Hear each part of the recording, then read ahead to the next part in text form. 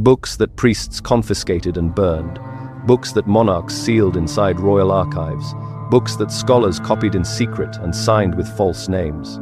The Vatican enforced its Index Librorum Prohibitorum from 1559 all the way to 1966, 4 centuries of institutional suppression.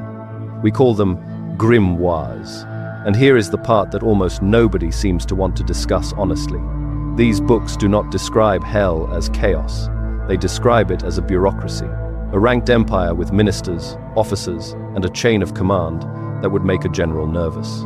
The names you must never pronounce, the sigils you must never trace, the pacts you must never sign. Welcome. Tonight we open 4 of these books. From each one, a single name, the entity its own author warned should never be called. Each text comes from a different century, a different country, a different tradition, and yet they keep arriving at the same structure. What follows is esoteric tradition and religious folklore. Read closely.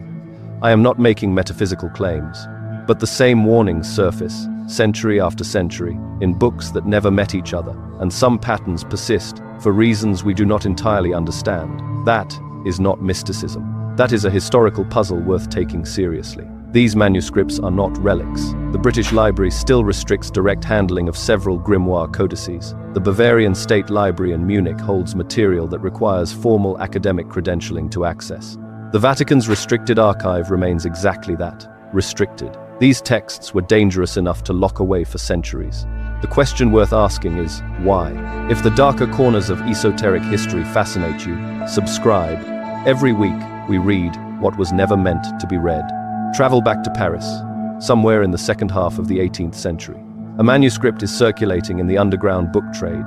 Handwritten copies passed between collectors, occultists, and curious clergy who probably should have known better. It has no confirmed single author. Scholars date its composition to roughly 1750 through 1800, though it claims to be far older. It calls itself Le Grand Grimoire, the Grand Grimoire. And today, the most studied copies sit in private European collections, with critical editions examined by historians including Iona and Peter Opie, and, more recently, the occult scholar Joseph Peterson, who has catalogued its textual variants extensively. This is not a book that hides what it is. It announces, in its opening pages, that it contains the method for summoning the most powerful demon in hell. The legend surrounding the Grand Grimoire is specific, and I want to be precise about what the tradition actually claims. The text supposedly derives from a lost grimoire attributed to King Solomon himself, transmitted through a chain of initiates across centuries. The ritual at the book's center, the rite of lucifuge, supposedly grants the operator access to buried treasure, hidden knowledge, and worldly power. The tradition tells us the price is the operator's soul, bound by a pact signed in blood and delivered to the demon at death. The legend continues that no operator has ever successfully completed the rite and escaped the terms of the pact. Supposedly, the text itself says otherwise, and that is where it gets interesting. But here is the line that has unsettled magicians for 400 years. The Grand Grimoire states, in the voice of the demon himself, "I am not able to torment thee nor touch thee so long as thou dost not invite me." Read that again. "I am not able to torment thee unless thou dost invite me." I want you to notice what it does not say. It does not say the demon chooses to wait for an invitation out of courtesy. It says he is not able to act without one. The power in this ritual, according to the text's own internal logic, does not belong to the demon, it belongs to the operator.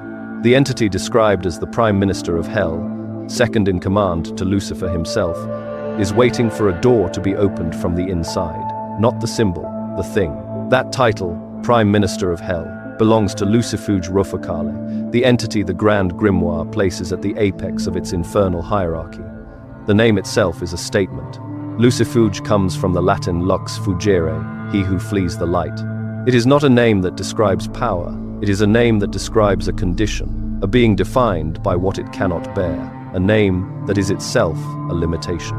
Now, there is no credible historical evidence that the Grand Grimoire derives from any Solomonic original. The claim of ancient lineage is a standard legitimizing strategy in grimoire literature. Texts routinely attributed themselves to biblical kings, Egyptian priests, or fallen angels to establish authority. The actual composition is almost certainly early modern European, shaped by the same Catholic demonological framework that produced the Malleus Maleficarum 2 centuries earlier. That is the history. But what fascinates me about the Grand Grimoire is not its origin story, it is its internal logic. A system in which the most powerful demon in hell cannot act unless a human being opens the channel. That is not a story about demonic omnipotence. That is a story about human responsibility. The text places the danger exactly where it is hardest to deflect. Some doors open from only one side, and that side is yours. Now, let us leave the Grand Grimoire's Paris printing house behind and step sideways, not back in time, but across the intellectual landscape of 16th century Europe, into the study of a man who thought he was dismantling demonology and ended up preserving it forever. Johann Weyer was a Dutch physician, a student of the occultist Heinrich Cornelius Agrippa, and a genuine skeptic of witchcraft persecution. In 1563, he published De Praestigiis Daemonum, on the illusions of demons, a rational attack on witch trials. But in 1577, he attached an appendix to that same book. That appendix was called the Pseudo-Monarchia Daemonum, the false monarchy of demons. It listed 69 infernal spirits by name, rank, and function. Today, a 1583 edition sits in the Bavarian State Library in Munich. Weyer, the skeptic, accidentally wrote one of the most influential demonic catalogues in Western history. The legend around the Pseudo-Monarchia says that Weyer did not invent these spirits, he transcribed them. The tradition tells us he was working from an older manuscript, now lost, sometimes called the Liber Officiorum Spirituum, a book of spirit offices that supposedly circulated in manuscript form across Europe long before Weyer put it into print. Supposedly, the original source was not a grimoire at all, but a bureaucratic record, an actual register of demonic duties, titles, and spheres of authority. The legend continues that anyone who read the full list aloud, in sequence, without the protective seals drawn correctly, was not summoning anything. They were filing a petition with an existing administration. But here is the line in the Pseudo-Monarchia that has stopped readers cold for 450 years. Beelzebub suffereth no other to be worshipped but himself. Read that again, slowly. Suffereth no other to be worshipped. This is not a description of evil. This is a description of sovereignty. Weyer is telling you that Beelzebub does not serve Lucifer. He tolerates Lucifer. He permits the arrangement. Notice what the text does not say. It does not say Lucifer commands Beelzebub. It says Beelzebub permits worship of no one else. That is a rival throne. That is two kings in the same palace, each pretending the other is subordinate. The hierarchy fractures at the very top. Not a chain of command, a cold war. The name itself tells you why. Baal Zebul. In the original Hebrew and Canaanite tradition, the title means Lord of the High Place, a genuine title of divine authority. The Lord of the elevated temple, the one who sits above. The Greeks mocked it into Baal Zebub, Lord of the Flies, a deliberate insult to a rival religion's highest god. The insult stuck. The original meaning did not disappear, it was buried. And Weyer, whether he knew it or not, was describing a god who had been demoted by his enemies, and who had never accepted the demotion. Now, Weyer himself would be horrified to be cited as a demonological authority. His entire project was to prove that witches were mentally ill, women being persecuted by a credulous church, not genuine servants of Satan. There is real compassion in De Praestigiis Daemonum. He was trying to save lives. The scholar, Jan R. Veenstra, writing in the 1990s, argued that Weyer's appendix was a strategic move. By cataloguing the demons in detail, Weyer was implying the whole system was too absurd to take seriously. That is a coherent reading. But here is what fascinates me about the text, regardless of Weyer's intent. The Pseudo-Monarchia describes an infernal government so specific, so procedurally detailed, that it reads less like satire and more like a leaked org chart. Satire flattens. This text organizes. The man who wanted to end witch trials wrote the book that fueled 3 more centuries of them. Step away from Weyer's physician's study and travel backward, not to the 16th century, but further, to the early 15th, to England in the grip of religious crisis, to a world where a single anonymous pamphlet could get you burned. The Lantern of Light was written somewhere between 1409 and 1410. The author is unknown. The text is associated with the Lollard movement, followers of the theologian John Wycliffe, who had challenged papal authority decades earlier and whose ideas were, by 1409, officially heretical. The surviving copy is held in the British Library as Additional Manuscript 21202. It is not a grimoire, it is not a ritual text.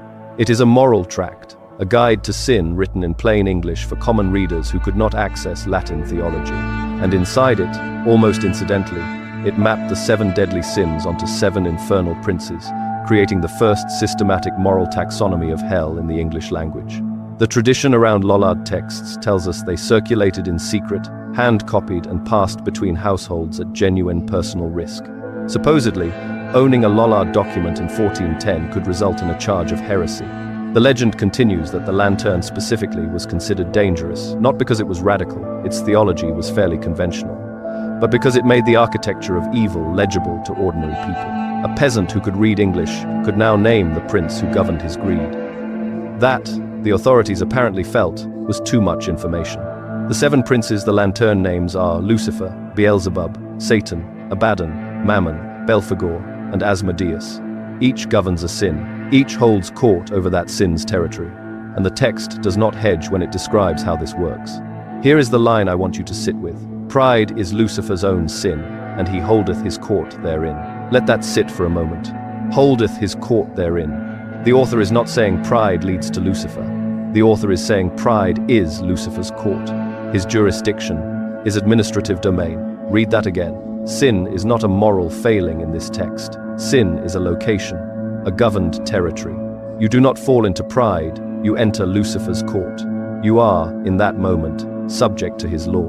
Not the metaphor, the place. The name that anchors the darkest end of this list is Abaddon. In Hebrew, Abaddon means place of destruction, the abyss, the bottomless pit, referenced in the book of Job, in Proverbs, and most explicitly in Revelation chapter 9, where an angel opens the pit and Abaddon rises as its king. The word is not a name given to a creature, it is a name given to a location that became a creature. The abyss was so total, so absolute, that it required a governor.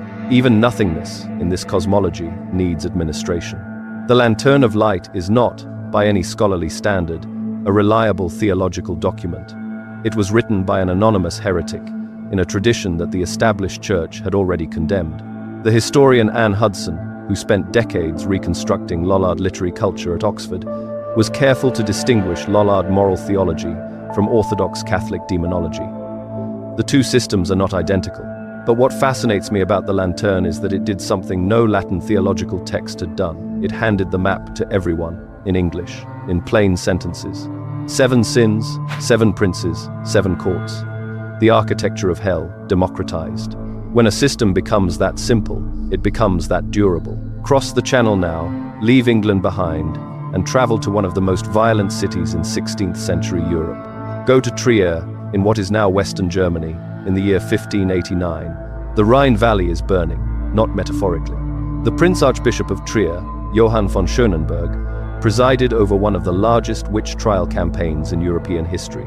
Between 1581 and 1593, estimates suggest that over 300 people were executed in the Trier region alone. Into this climate, a suffragan bishop named Peter Binsfeld published a book. Binsfeld's Tractatus de Confessionibus Maleficorum et Sagarum, treatise on the confessions of sorcerers and witches, was published in Trier in 1589, and it went through multiple editions within a decade. It was not a grimoire. It was a legal and theological manual for witch trial prosecutors. Binsfeld wanted to establish which confessions were credible, which demons could compel humans to sin, and, crucially, which demon governed which vice.